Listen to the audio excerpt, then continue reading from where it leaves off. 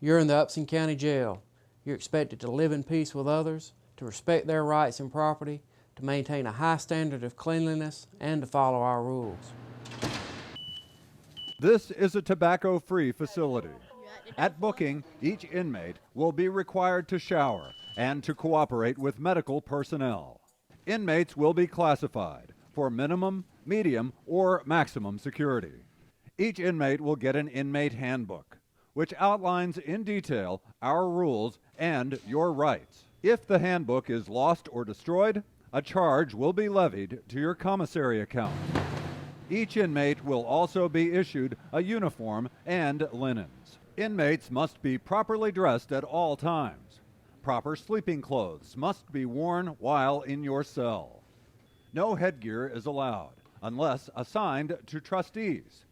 Lace-up shoes must be properly worn, laced and tied. Uniforms must be properly worn, with t-shirts tucked in the pants.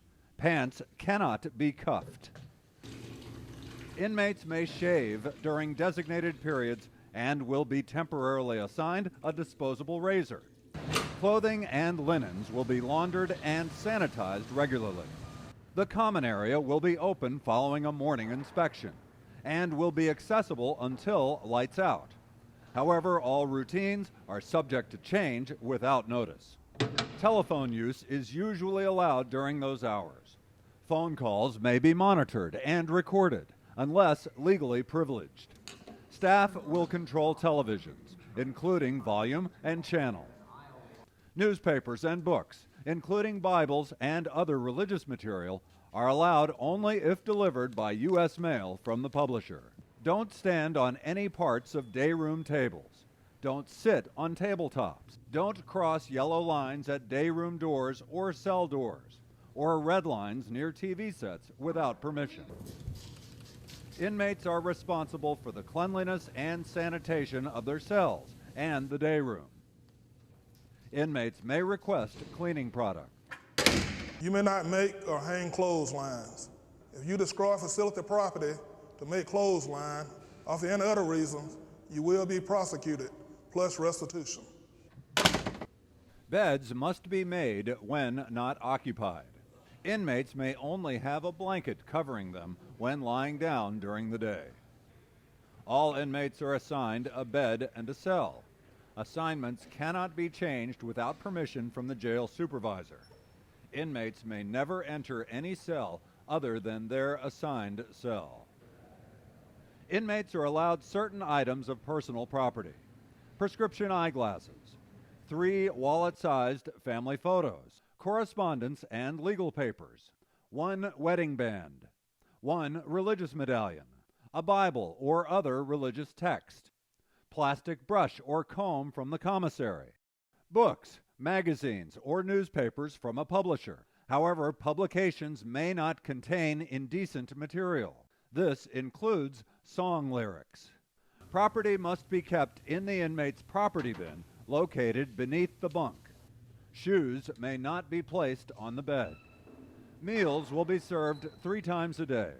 If you have dietary issues, notify an officer in writing. Inmates may access the commissary once a week. The commissary is a privilege. The commissary provides snacks, magazines, personal care products, and underwear.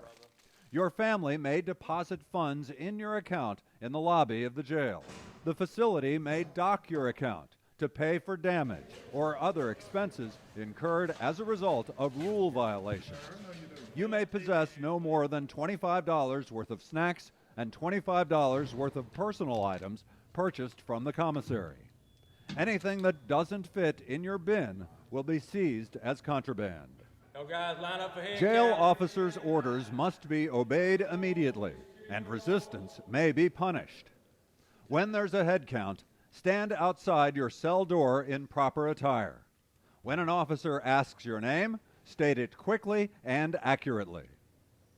When an officer addresses another inmate, it's nobody else's business. Don't chime in. Don't voice an opinion. Stay quiet.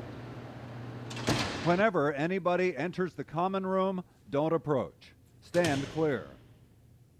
Do not ask ranking officers for special attention to matters concerning you or others. Requests or grievances should go through normal channels. When a lockdown is ordered, go immediately. Shakedowns can be ordered at any time for the security of the facility and the protection of inmates.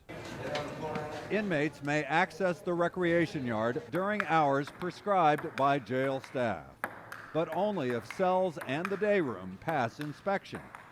Access to recreation is a privilege. Inmates may access religious services. Inmates may prepare and file legal papers and have them transported to court. You must submit them to jail staff at least 72 hours prior to any court deadline. Inmates may receive earned time as prescribed by law. Earned time is calculated by the jail administrator. Inquiries should be directed to him in writing. Personal property seized during booking may be turned over to relatives within 24 hours or to you upon your release. Property not claimed within 10 days of release will be destroyed. Visitation is typically allowed twice a week. Visitation is a privilege.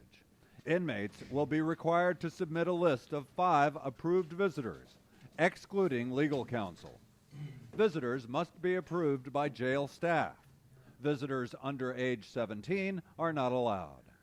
You may access a notary public at no charge. You may request a haircut. You may request medical treatment, including dental and mental health treatment. Your account will be charged $5 per visit with medical staff. Any inmate seeing a medical emergency should report it to staff immediately.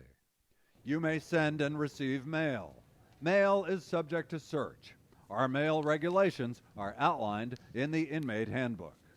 Minor infractions can be punished with denial of privileges for up to 2 days. Those infractions include lying to an officer, derogatory remarks or gestures to staff, visitors, or fellow inmates, shouting, pounding or rattling doors or windows, loud talking or noise-making after lights out, horseplay, teasing or harassing other inmates, sitting or standing on day room tables, affixing items to walls or lights, hanging any items from bunks, obstructing windows. Major offenses can be punished by denial of privileges or segregated lockdown for up to 7 days.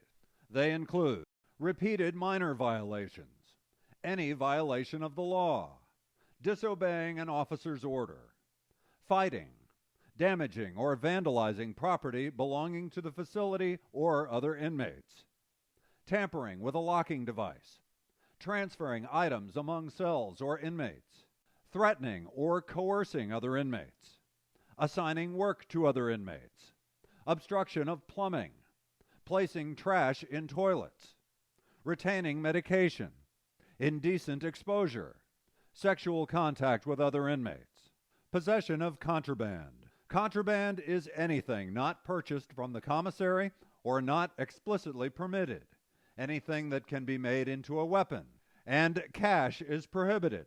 Cash is contraband. Anyone caught smuggling contraband will be prosecuted. Serious offenses can be punished with indefinite segregated lockdown and denial of privileges.